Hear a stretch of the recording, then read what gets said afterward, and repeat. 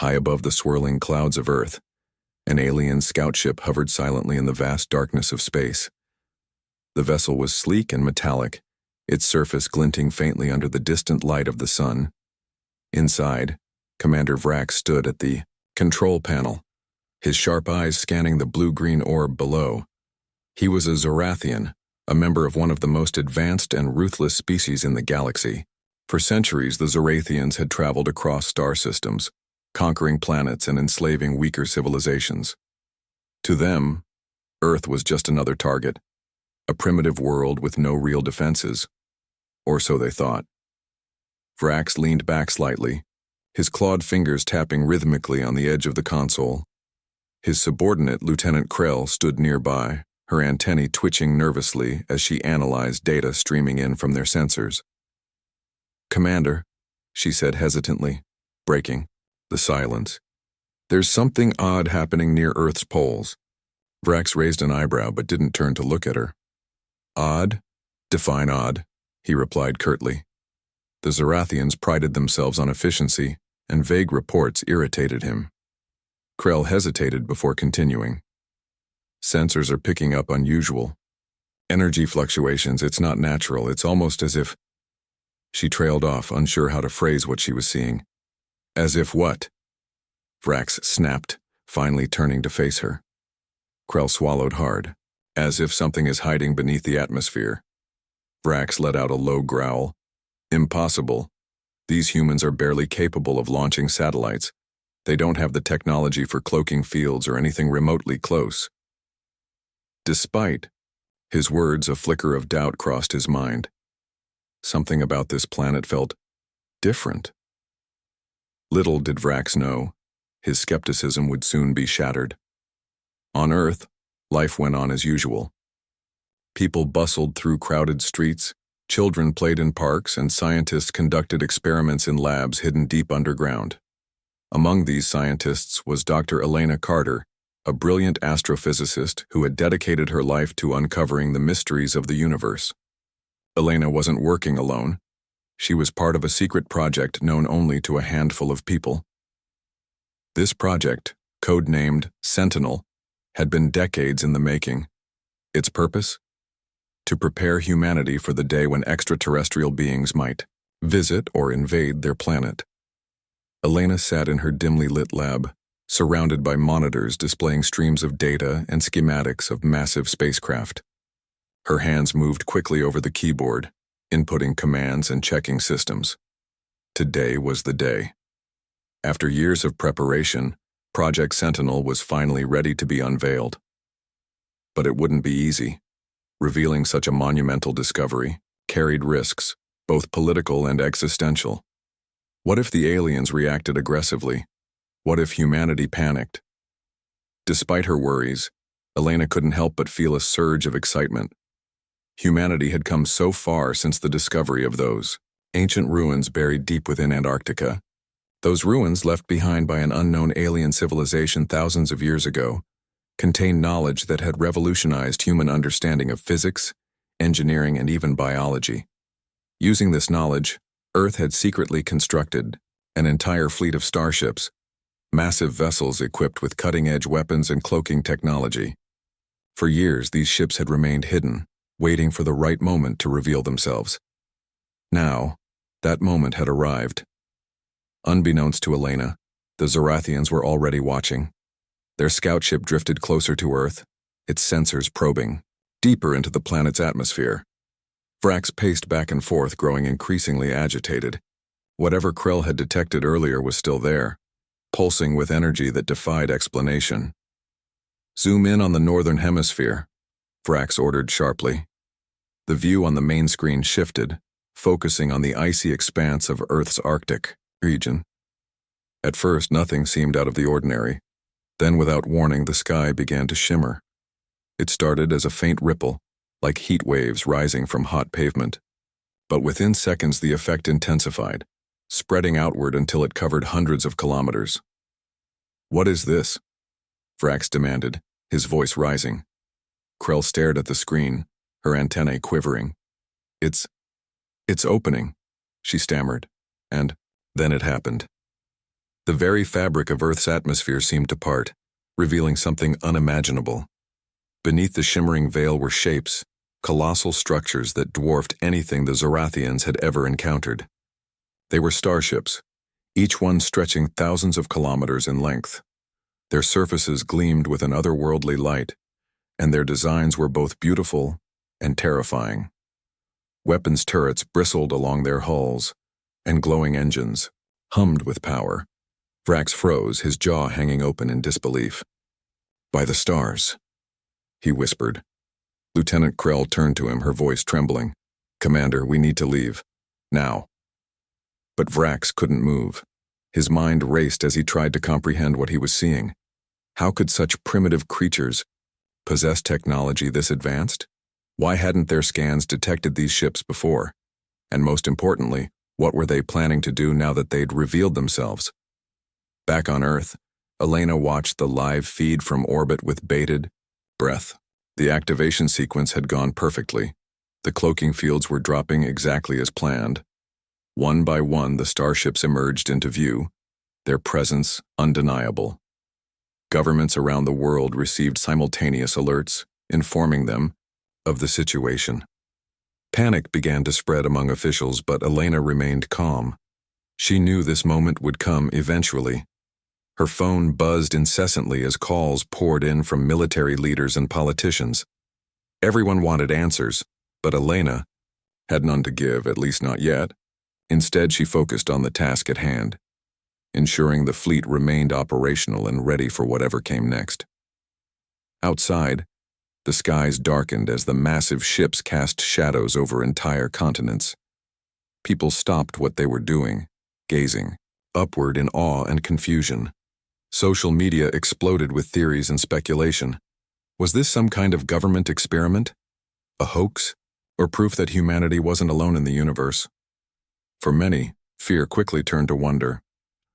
The sheer scale of the ships was breathtaking, a testament to human ingenuity and determination. Even those who had doubted the existence of aliens couldn't deny the evidence before their eyes. Meanwhile, aboard the Zorathian scout ship, chaos reigned.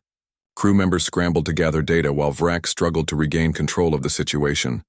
"We can't stay here," Krell urged again, her voice tinged with desperation. "If they detect us—" "They already have," Vrax interrupted, grimly. Sure enough, one of the colossal starships had turned its attention toward them. A beam of blinding light shot out, striking the scout ship's engines with pinpoint accuracy. Power failed instantly, plunging the vessel into darkness. Panic erupted among the crew as alarms blared and emergency lights flickered on. Vrax clenched, his fists, his pride wounded, but his survival instincts kicking in. "Send a distress signal," he commanded. "Tell High Command we've made a grave miscalculation." As the stranded ship drifted helplessly, Vrax stared out at the fleet of human starships, his mind racing. For the first time in his life, he felt true fear. These humans weren't just primitive. They were dangerous. And they had just declared themselves players on the galactic stage. The silence aboard the Zorathian scout ship was deafening.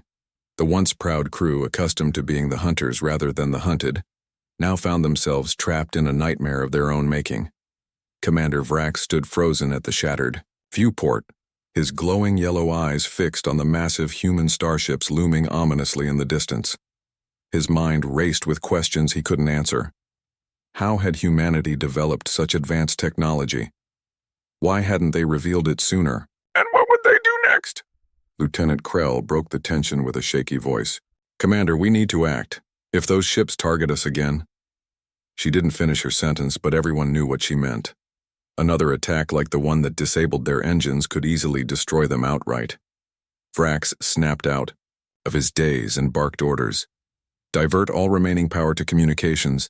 Send an emergency transmission to High Command immediately." His tone left no room for argument. Krell nodded and rushed to the console, her fingers flying over the controls. But even as she worked, doubt gnawed at her. Would High Command believe their report? Or would they dismiss it as incompetence? After all, how could they explain that a supposedly primitive species had managed to build starships capable of disabling a Zorathian vessel, a feat no other civilization had ever achieved? Back on Earth, Dr. Elena Carter leaned forward in her chair, her eyes glued to the monitor displaying live footage from orbit. The activation of Project Sentinel had gone smoother than anyone could have hoped. The cloaking fields had dropped perfectly, revealing Earth's hidden fleet in all its glory. Now the world, and likely any extraterrestrial observers, was fully aware of humanity's newfound strength. But Elena wasn't celebrating. Her stomach churned with anxiety as she considered the implications of this bold move.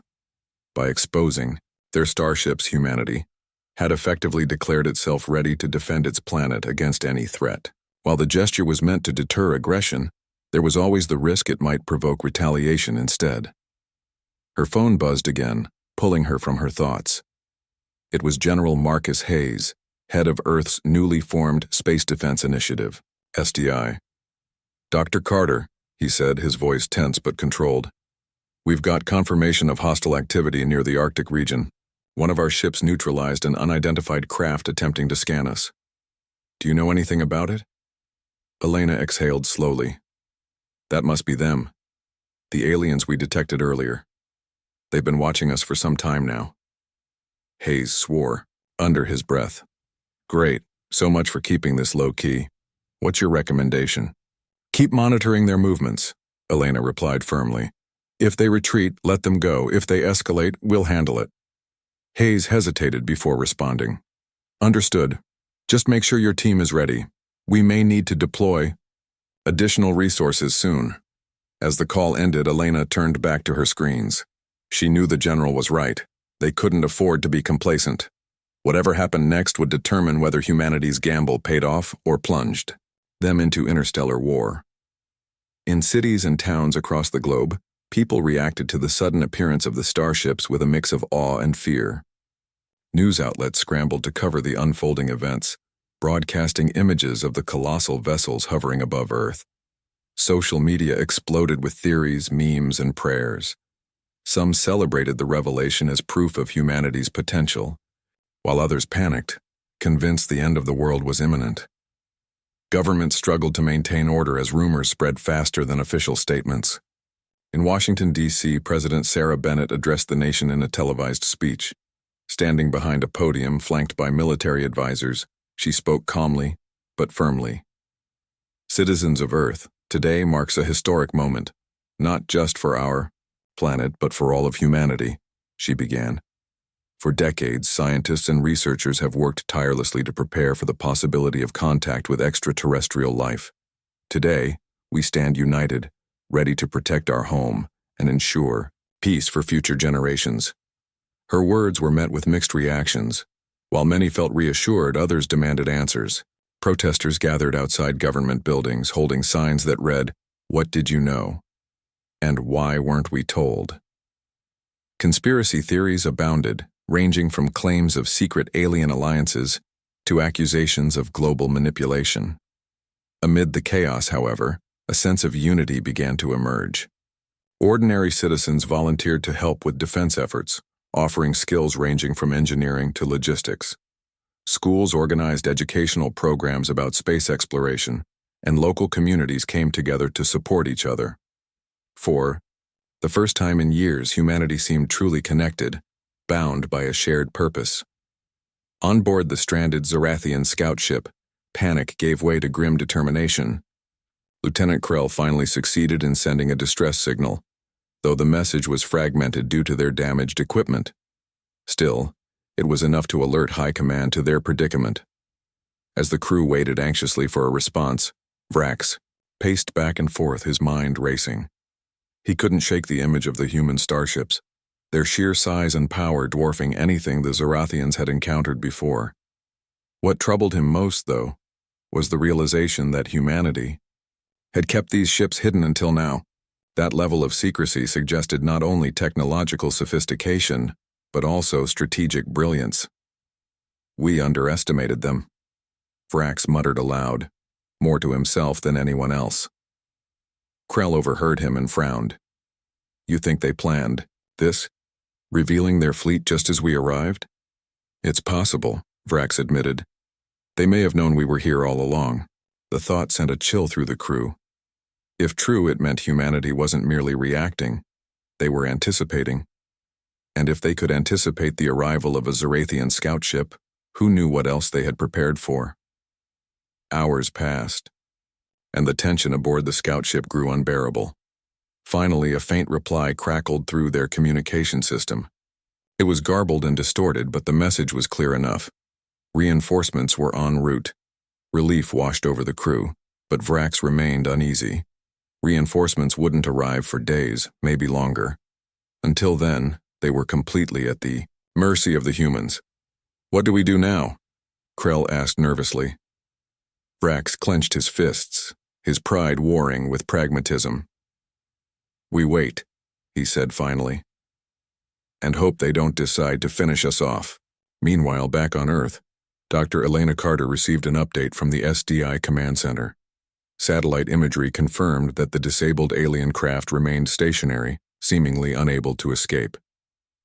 A heated debate erupted among military leaders about whether to destroy it outright or attempt communication. Elena argued strongly against destruction. "We don't know their intentions yet," she insisted. "If we attack without provocation, we risk escalating the situation unnecessarily." General Hayes rubbed his temples, clearly torn. "And if they're planning something worse?" "What then?" "That's why we need to gather more information," Elena countered. "Send a drone to investigate. Let's see what they're up to before making any rash decisions." After a long pause, Hayes nodded reluctantly. "Fine, but if they so much as twitch in our direction, we strike first."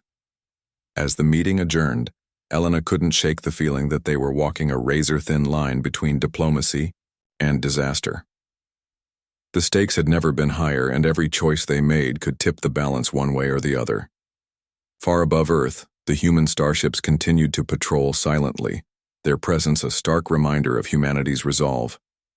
For the first time in history, Earth had stepped onto the galactic stage, not as victims but as equals. Whether this newfound status would bring peace or conflict remained to be seen. But one thing was certain: humanity was no longer alone, and it was ready to face whatever came next. The tension in the Zarathian scout ship was suffocating. Hours had passed since their engines were disabled, and the crew sat in uneasy silence, their eyes darting between the monitors and the ominous human starships looming outside. Commander Vrax paced back and forth like a caged animal, his sharp claws clicking against the metal floor. His mind churned with questions and fears, but he couldn't afford to show weakness. Not now, not ever. The crew looked to him for guidance, even as they all faced the same grim reality. They were stranded, vulnerable, and completely at the mercy of humanity. Lieutenant Krell broke the oppressive quiet. "Commander," she began cautiously, her voice barely above a whisper, "do you think they know we're still here?" Vrax stopped pacing and turned to face her. His glowing yellow eyes narrowed. "Of course they know," he snapped. "They took out our engines with surgical precision. They could have destroyed us outright if they wanted to, but they didn't. That means they're watching. Waiting." Krell swallowed hard. "For what?" "For us to make a move," Vrax replied, grimly. "And if we do anything they perceive as a threat, they'll finish us off without hesitation." The thought sent a shiver through the crew. Despite their advanced technology and years of conquest, the Zarathians had never encountered an adversary quite like this. Humanity wasn't just defending itself, they were doing so with overwhelming force and calculated restraint. It was unnerving, to say the least. Back on Earth, Dr. Elena Carter stood in the heart of the Space Defense Initiative's command center, surrounded by dozens of analysts, engineers, and military personnel. Screens covered every wall, displaying real-time data from satellites, drones, and the massive starships orbiting Earth. The atmosphere was electric. A mix of excitement, fear, and determination filled the room. Elena's phone buzzed again, pulling her attention away from the monitors. It was General Hayes calling for yet another update. "Dr. Carter," he said, his tone clipped but controlled. "What's the status on that drone reconnaissance mission?" "It's en route," Elena replied quickly. "We should have visuals within the hour." Hayes exhaled sharply. "Good. I don't like sitting here blindfolded while those things float around up there. Elena understood his frustration. Despite humanity's technological leap forward, thanks to the ancient alien ruins discovered in Antarctica, they were still navigating uncharted territory. Never before had Earth faced a direct confrontation with extraterrestrial life. Every decision carried monumental consequences, not just for humanity, but potentially for the entire galaxy. As the call ended, Elena glanced at the main screen, where live footage showed one of the human starships moving closer to the disabled alien craft. Its sleek metallic surface gleamed under the light of the distant sun, and its sheer size made the Zorathian vessel look like a child's toy in comparison. Elena felt a surge of pride and dread. Pride because humanity had achieved something extraordinary. Dread because the stakes were unimaginably high. Meanwhile, ordinary citizens around the world continued to grapple with the revelation of Earth's hidden fleet. Social media was ablaze with reactions, ranging from awe-inspired admiration to outright panic. Memes flooded platforms like Twitter and Instagram, many depicting the starships as Earth's ultimate comeback against potential invaders. One particularly popular post read, "Dear aliens, welcome to Earth. Please enjoy your stay or leave peacefully. Love, humanity." But not everyone was amused. Conspiracy theorists claimed the government had secretly collaborated with aliens for decades, using their technology to build the starships. Others accused world leaders of withholding vital information about extraterrestrial threats. Protests erupted in major cities, with crowds chanting slogans like, "Truth now," and "No more secrets." Amid the chaos, however, a surprising sense of unity began to emerge. Volunteers poured into community centers and online forums, offering their skills to support the defense effort. Engineers shared blueprints for makeshift communication devices. Teachers created lesson plans about space exploration, and artists painted murals celebrating humanity's resilience. For the first time in recent history, people across nations and cultures came together, united by a shared purpose: protecting their home planet. On board the Zorathian scout ship, the crew's anxiety reached new heights as they detected movement outside. A small, sleek object, clearly of human origin, was approaching their vessel. It hovered silently, its cameras scanning every inch of the Zorathian craft. "What is that thing?" whispered one of the technicians, his voice trembling. "It's a drone," Vrax replied, his tone icy. "They're gathering intelligence." Krell frowned. "Should we try to disable it?" "No," Vrax snapped. "We can't risk provoking them further. Let them look. Maybe they'll see we're harmless." The irony of his words wasn't lost on the crew. Harmless. The Zorathians had spent centuries conquering weaker civilizations, enslaving populations, and stripping planets of their resources. Now they found themselves in the role of the powerless, hoping against hope that their captors would show mercy. As the drone completed its scan and drifted away, Vrax clenched his fists. He hated feeling so helpless, so human. Back at the SDI command center, the drone's footage arrived moments later. Analysts pored over the images, piecing together details about the alien craft. It was smaller than expected, designed more for reconnaissance than combat. Its weapon systems appeared minimal, and its energy reserves were nearly depleted. "They're not fighters," Elena observed, studying the data. "At least not this particular ship." General Hayes nodded thoughtfully. "So, they're scouts, which means their main fleet could be nearby or on its way." "That's likely," Elena agreed. "But we need to tread carefully. If we destroy this ship, it might provoke retaliation." Hayes rubbed his temples. "Then what do you suggest?" "We send a message," Elena said firmly. "Not a threat, but a statement. Let them know we're aware of their presence and willing to negotiate, if they are." The general hesitated before nodding. "All right. Draft the message, but keep it neutral. We don't want to give them any reason to escalate." Elena turned to her team, relaying the order. Within minutes, linguists and cryptographers worked together to craft a simple yet clear transmission. Using universal mathematical principles and symbols derived from the ancient alien ruins, they encoded a message that read, We are aware of your presence. We seek peaceful coexistence. Respond if you wish to communicate. The message was transmitted directly to the Zorathian scout ship, accompanied by a low-frequency pulse designed to ensure it couldn't be ignored. Aboard the scout ship, alarms blared as the transmission was received. The crew scrambled to decode the signal, their hearts pounding with anticipation. When the message finally appeared on screen, written in plain, unambiguous terms, a collective sigh of relief swept through the ship. "They're giving us a chance," Krell murmured, her voice tinged with disbelief. Vrax stared at the screen, his expression unreadable. For the first time in hours, he allowed himself a glimmer of hope. Perhaps humanity wasn't as barbaric as he'd assumed. Perhaps they truly sought peace. "Respond," he ordered quietly. "Tell them we accept their offer." As the reply was sent, Vrax couldn't help but wonder what lay ahead. Would this encounter mark the beginning of a new era, or the end of everything he knew? Far above Earth, the human starships remained vigilant, their weapons trained on the alien craft, but their intentions unclear. Below, billions of people held their breath, waiting to see whether humanity's gamble would pay off. For better or worse, the stage was set, and no one, not the Zorathians, not humanity, not even the stars themselves, could predict what would happen next.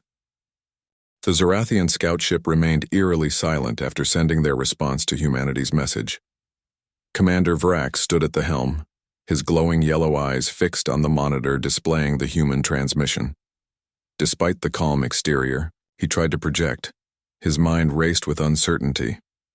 What would happen next? Would humanity honor their promise of peaceful communication? Or was this merely a ruse to lull them into complacency before striking? Lieutenant Krell hovered nearby, her antennae twitching nervously as she monitored the ship's systems.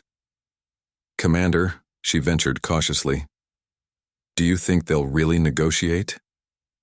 Vrax hesitated before responding. "They've shown restraint so far," he admitted grudgingly. "If they wanted to destroy us, they could have done it already." Krell nodded slowly, though her expression remained troubled. "But why? Why show mercy when they clearly have the upper hand?" Vrax clenched his fists. That question plagued him too. In his experience, power rarely came without arrogance, and arrogance often led to cruelty. Yet humanity had defied every expectation thus far.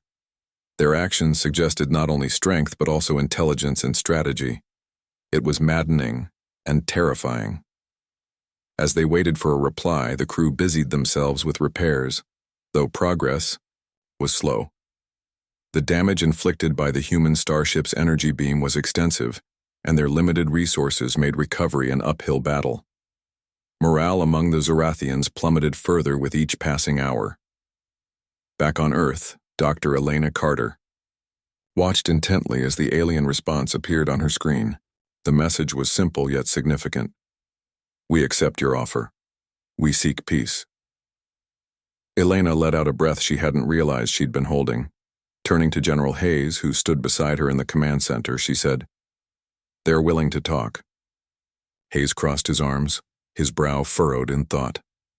"Good, but we can't afford to drop our guard. Not yet." "I agree," Elena replied firmly. "We need to proceed carefully. One misstep could undo everything." With that, the decision was made to initiate formal negotiations. A team of diplomats, scientists, and military advisors assembled hastily, preparing for what might be humanity's first official contact with extraterrestrial life. Elena volunteered to lead the delegation, knowing her expertise in alien technology would be invaluable during discussions. General Hayes frowned. "Are you sure about this, Dr. Carter? You'll be stepping into uncharted territory." Elena met his gaze steadily. "Someone has to do it. If we want to prove we're ready to handle this responsibly, we need someone who understands both sides." After a brief pause, Hayes nodded reluctantly. "All right, but I'm assigning security personnel to accompany you. No risks." News of the impending negotiations spread quickly across Earth, igniting a firestorm of reactions. Social media buzzed with excitement and skepticism alike. Some celebrated the prospect of peaceful dialogue, hailing it as a monumental step forward for humanity. Others expressed fear, warning that trusting aliens, even those claiming to seek peace, was reckless. Conspiracy theories multiplied overnight, with some accusing Elena and her team of colluding with extraterrestrials to establish a new world order. Despite the backlash, public support for the mission grew stronger. People gathered in parks and town squares, holding candlelight vigils and rallies under banners that read, "Peace among stars," and "One planet, one future." For many, the idea of humanity standing shoulder to shoulder with alien beings symbolized hope, a chance to transcend divisions and work toward a brighter tomorrow. Preparations for the meeting were meticulous. Elena and her team boarded one of the smaller human starships, designated as a neutral zone for the negotiations. The vessel, named Harbinger, was equipped with advanced translation software developed using data from the ancient alien ruins. Scientists worked tirelessly to refine the algorithms, ensuring accurate communication between species. As the Harbinger approached the rendezvous point, a desolate asteroid field halfway between Earth and the stranded Zorathian scout ship, tension aboard the craft was palpable. Elena sat quietly in the briefing room, reviewing notes and rehearsing potential scenarios. Around her, diplomats practiced speeches, while security officers double-checked their weapons and protocols. Finally, the moment arrived. Through the viewport, the sleek form of the Zorathian scout ship came into view. It floated silently against the backdrop of stars, its damaged hull glinting faintly in the dim light. "They're here," announced Captain Reed, the commander of the Harbinger. Elena rose from her seat, her heart pounding. This was it, the culmination of decades of preparation, discovery, and determination. She took a deep breath, squared her shoulders, and stepped onto the airlock platform alongside her team. Inside the Zorathian scout ship, Commander Vrax prepared to meet the humans face to face, or as close as possible given their vastly different physiologies. He donned ceremonial armor, a tradition among his people meant to convey respect during diplomatic encounters. Lieutenant Krell accompanied him, carrying a small device designed to facilitate communication. As the airlock doors hissed open, Vrax felt a strange mixture of apprehension and curiosity. Standing before him was a group of humans, their expressions cautious but resolute. At the forefront was a woman with sharp features and piercing eyes, Dr. Elena Carter. "Welcome," Elena began, her voice steady despite the weight of the moment. "I am Dr. Elena Carter representing Earth.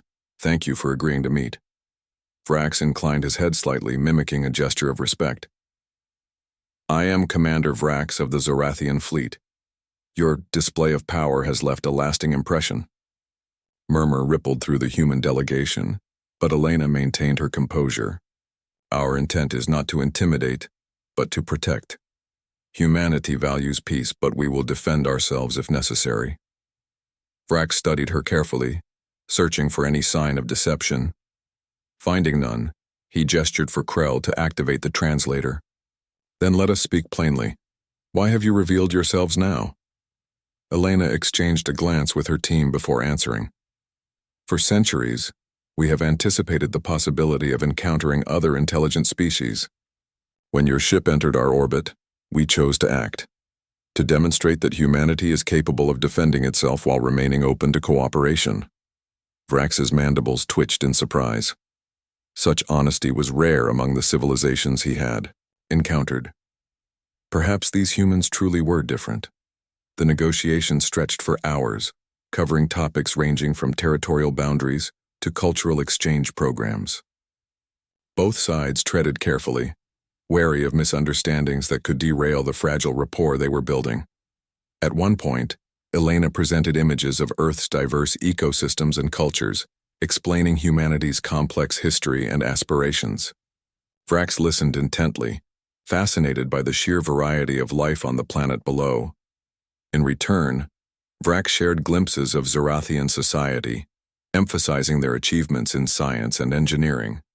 However, he omitted details about their more ruthless practices, fearing how such revelations might be received.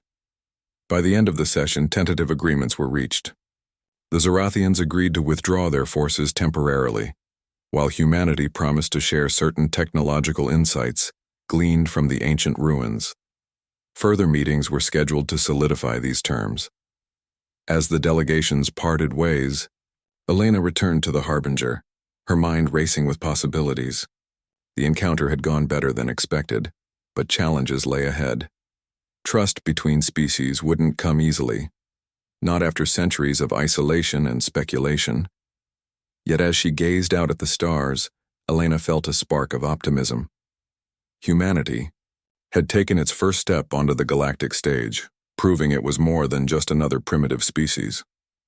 Whatever happened next, she knew one thing for certain: Earth would never again cower in the shadow of uncertainty. The aftermath of the negotiations rippled across Earth and beyond. News of humanity's successful dialogue with the Zorathians spread like wildfire, igniting a wave of emotions that ranged from jubilation to skepticism.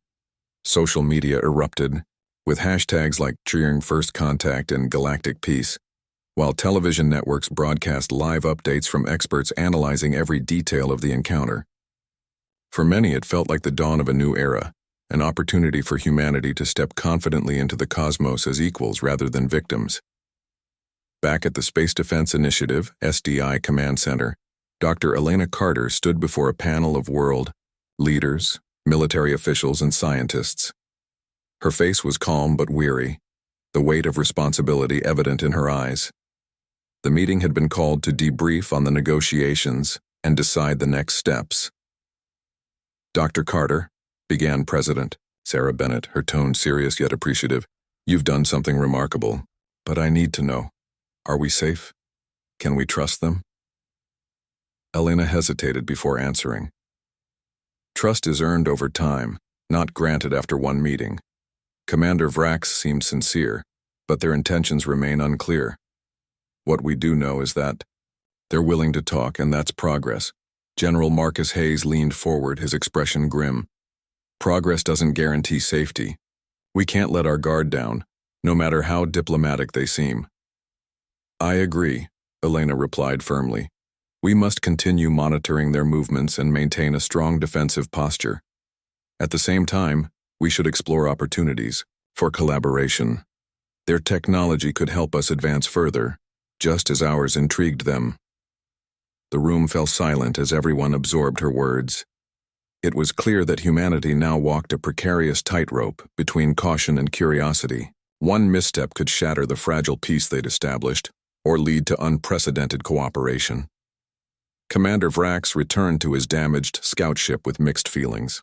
On one hand, he admired humanity's courage and ingenuity. On the other, he couldn't shake the unease gnawing at him. His superiors in the Zorathian High Command would demand answers, and he wasn't sure how they'd react to his report. Lieutenant Krell approached him cautiously as he stared out at the distant blue-green orb of Earth. "Commander," she said, softly, "what happens now?" Vrax turned to face her, his glowing yellow eyes reflecting both resolve and uncertainty. "Now, we wait. Reinforcements will arrive soon, and then we'll reassess. But make no mistake, this changes everything." Krell frowned. "Do you think they'll send warriors? Or diplomats?" Vrax exhaled sharply. "Both, likely. The High Council won't take this lightly. Humanity has proven itself a formidable force, and that makes them unpredictable. They may see value in forming an alliance, or they may see a threat that needs to be eliminated." Krell's antennae twitched nervously. "And if it's the latter?" "Then we prepare for war," Vrax replied grimly. "But until then, we honor the agreement we made. For better or worse, humanity has earned our respect." Meanwhile, back on Earth, ordinary citizens grappled with the implications of first contact. Schools held special assemblies to educate students about the universe beyond their planet, while community centers hosted discussions about what it meant to coexist with alien life. Artists painted murals depicting starships soaring alongside birds, symbolizing humanity's newfound place among the stars. Not everyone embraced the idea of interstellar diplomacy, however. Protests erupted in major cities, with groups accusing governments of prioritizing alien interests over human welfare. Conspiracy theories flourished, claiming that the Zorathians were secretly planning to invade or enslave humanity. Some even accused Elena and her team of betrayal, arguing that sharing Earth's secrets with extraterrestrials was reckless. Despite the backlash, support for peaceful relations grew stronger. Volunteers flocked to organizations dedicated to fostering understanding between species, offering skills ranging from linguistics to engineering. People donated resources, time, and ideas, united by a shared vision of a brighter future. In orbit above Earth, the human starships remained vigilant, their crews working tirelessly to ensure readiness for any scenario. Technicians fine-tuned weapon systems while analysts scoured data for signs of suspicious activity. Captain Reed, commander of the Harbinger, stood on the bridge, gazing out at the vast expanse of space. "We did it," he murmured to himself, a hint of pride in his voice. "We showed them we're not afraid." His second-in-command, Lieutenant Mara Chen, joined him at the viewport. "Afraid? Maybe not. But cautious? Definitely. This isn't over, sir. Not by a long shot." Reed nodded thoughtfully. "You're right. Whatever comes next, we have to be ready."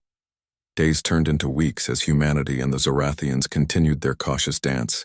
Additional meetings were held aboard the Harbinger, each session building on the last. Slowly but surely, mutual understanding began to take root. Scientists exchanged knowledge, engineers collaborated on experimental projects, and cultural ambassadors shared stories of their respective worlds.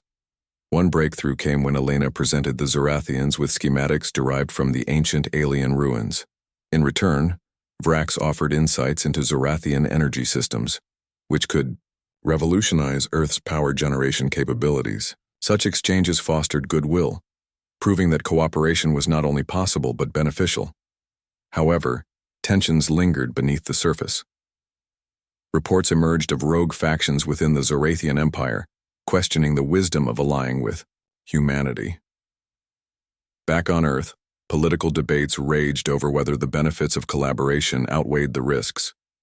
Skeptics argued that trusting aliens, even those who claimed peaceful intentions, was naive.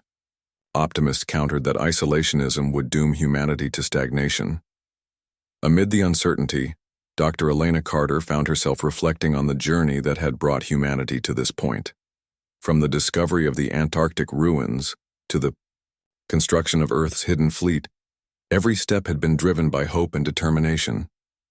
Now standing on the brink of a new chapter in history, she realized that the greatest challenge lay ahead, forging lasting peace in a galaxy fraught with danger and distrust.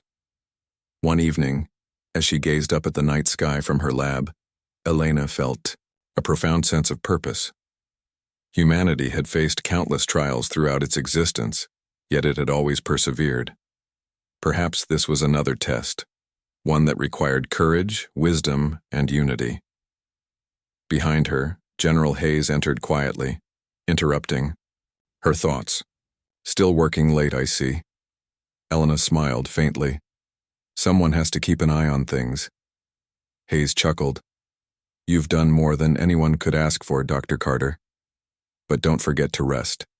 We'll need you at your best moving forward." As he left, Elena returned her gaze to the stars. Somewhere out there, the Zorathians watched too, perhaps wondering if humanity truly deserved its place among the cosmos. For now, the answer remained unwritten, a story still being shaped by choices made on both sides. And though the road ahead promised challenges, Elena believed in humanity's potential to rise above fear and embrace possibility. After all, the stars were no longer unreachable. They were home.